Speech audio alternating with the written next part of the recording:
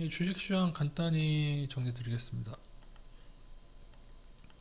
메인 선물은 누적 6,500억 좀 왔다 갔다 하는 중에 다시 아직 플러스 전환을 아직 못하네요. 지난번 롤오버는 매도로 됐을 거라서 가만시에 조금 더 매도 포지션이 늘어날 수도 있어 보이긴 하고요. 예전과 같이 마이너스 4조 원 이상 이렇게 많은 건 아니다. 근데 이게 줄어드느냐 여부가 제일 중요할 것 같습니다. 단기적으로는요.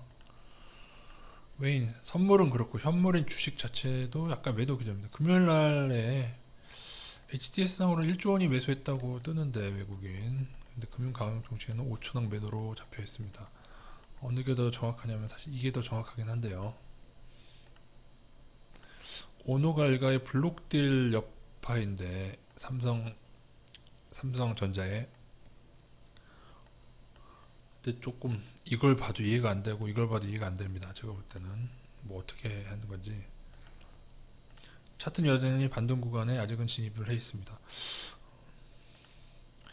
세 개가 크게 안 맞을 때 이게 근데 이게 아주 큰 하방 포지션 아니기 때문에 여전히 반등을 봐야 되면 차트가 일단은 단기적으로 차트 중요하긴 중요하거든요. 그래서 외국 그리고 뭐 재작년에 보셔서 알겠지만 외국인이 주식을 매도하더라도 올라가기도 합니다. 예, 그건 단기적으로 오히려 선물이 더 관련이 더 큰데 단기적으로는 이건 약간 애매한 포지션이라 선물 자체가. 예, 뭐그 얘기죠. 이게 선물이 매도로 쌓일 경우에는 반등이 오더라도 좀 약하거나 하락전환할 수도.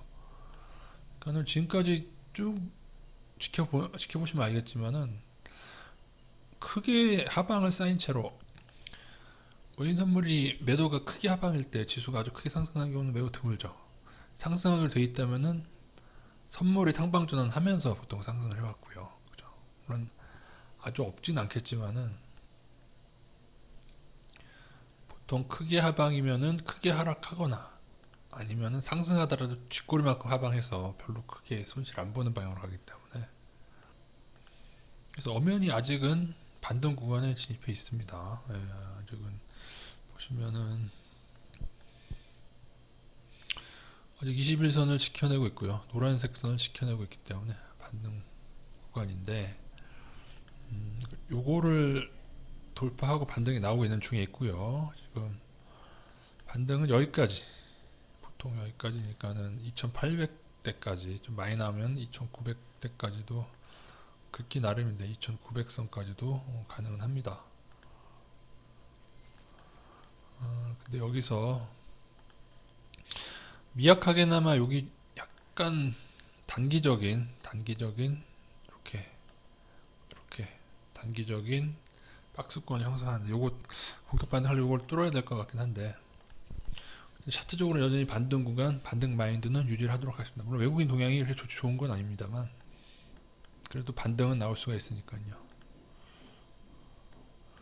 반등은 아까 말씀드린 대로 대체적으로 나오게 되면 한 2,900선, 2,800대 후반 정도까지 나오는 게 일반적인데 보통 이 정도 하락했으면 이 정도 일반적인데 크게 나온 경우 3,000이나 혹은 진짜로 헷갈리게 하면은 막 지난 고점 3,200, 3,300까지도 나오기도 하는 경우가 있긴 있습니다. 근데 좀 기간이 오래되면서 매물대가 쌓여서 제가 볼 때 3,000 이상을 깔끔하게 뚫기에는 좀 매물대에 대한 부담감이 있긴 할 것 같습니다. 그래서 평상적으로는 한 2,900선 정도까지 생각하는 게 맞지 않나. 근데 그럼에도 불구하고 외인 선물이 크게 매도 전환된다고 하면 우크라이나 사태에 따라 좀 달라질 수는 있을 것 같습니다. 코스닥은 더 강해가지고 60일선까지 돌파를 했죠. 60일선까지 돌파를 한 상태라서 좀 더 강하게 반등이 많이 나오고 있는 상태가 되겠습니다. 또 조금 더 한 여기 900대 후반 정도까지도 반등이 가능한 여력이 있는데 한번 쉬었다 갈지 이렇게 좀 봐야 될 것 같습니다. 나스닥도 아주 5일선도 안 깨지고 반등을 이어가고 있습니다. 제가 볼 때는 아직도 이거 반등 이어가고 있다고 보시면 되고요.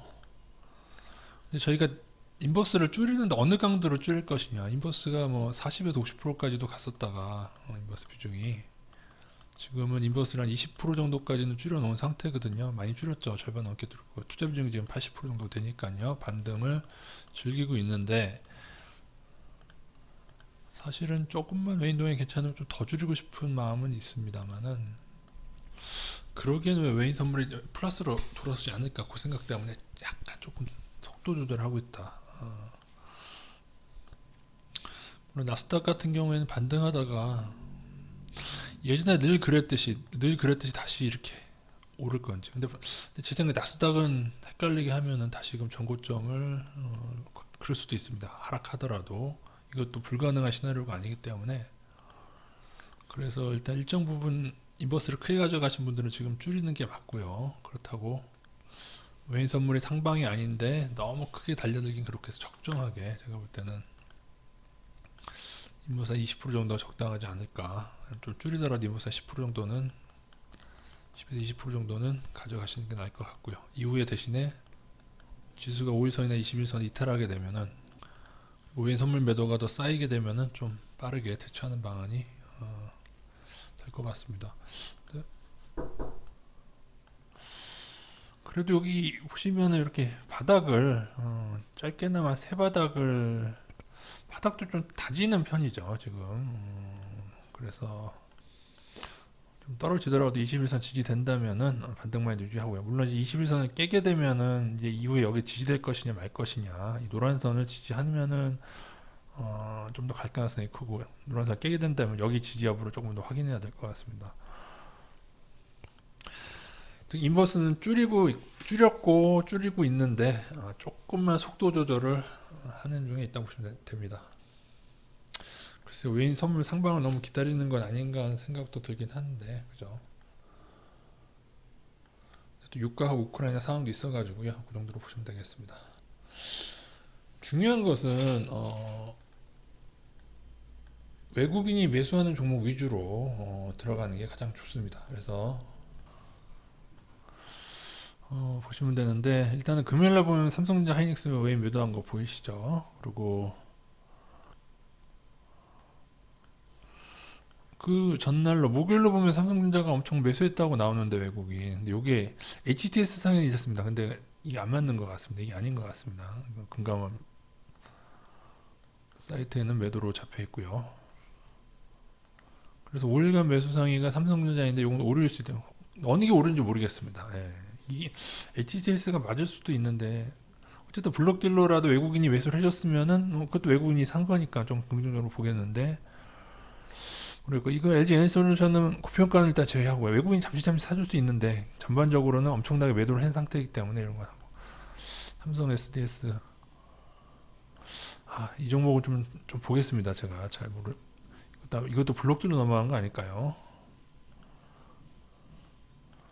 이것도 잘 모르겠거든요. LG화학은 장기적으로는 외국인이 많이 상태에서 많이 떨어져 있는 구간이라서 LG화학 같은 경우에는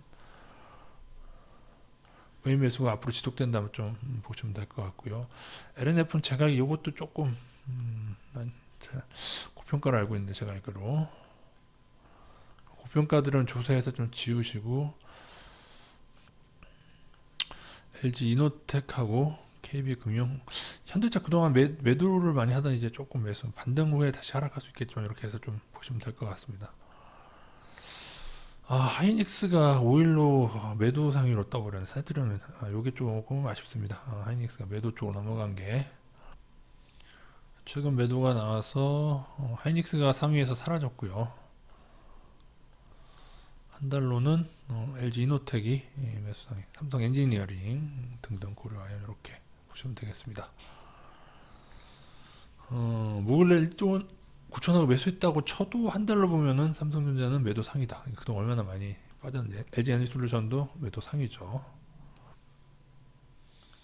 3개월로 봤을 때는 하이닉스가 다시 성하네요. LG화학과 하이닉스는 외국인이 좀 많이 들어와는 있습니다. 그건 알고 계셔야 될 것 같고요. KB금융도 엄청나게 많이 들어와 있죠. 등락을 하면서 계속 조금씩 은행주들이 그냥 금리 인상, 미국 국채 금리가 인상되면서 이렇게 계속 들어오고 있는 중에 있습니다.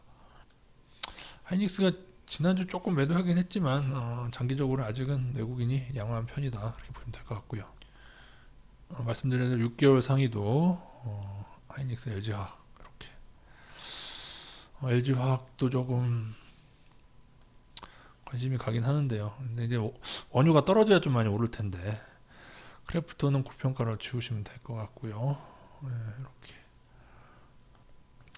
HMM 저는 그렇게 좋게 보진 않거든요. 그래서 모르겠습니다. 저는 그렇게 좋게 보진 않고 있습니다. 요것도 SD바이오스도 안 되고요.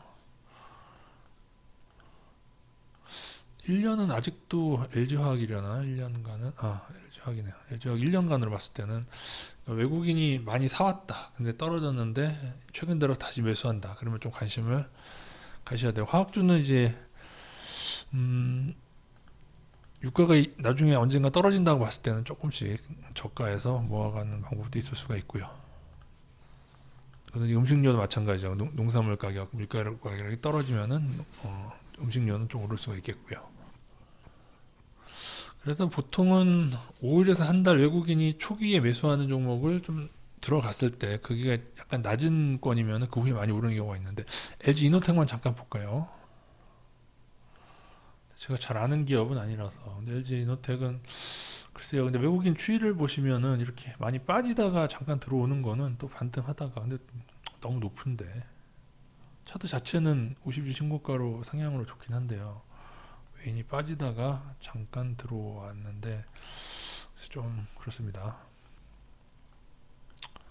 그래도 PER, PBR은 뭐 이렇게 아주 높진 않은데요. 주가에 비해서 별도로 가도 그렇게 높진 않은데요. 예.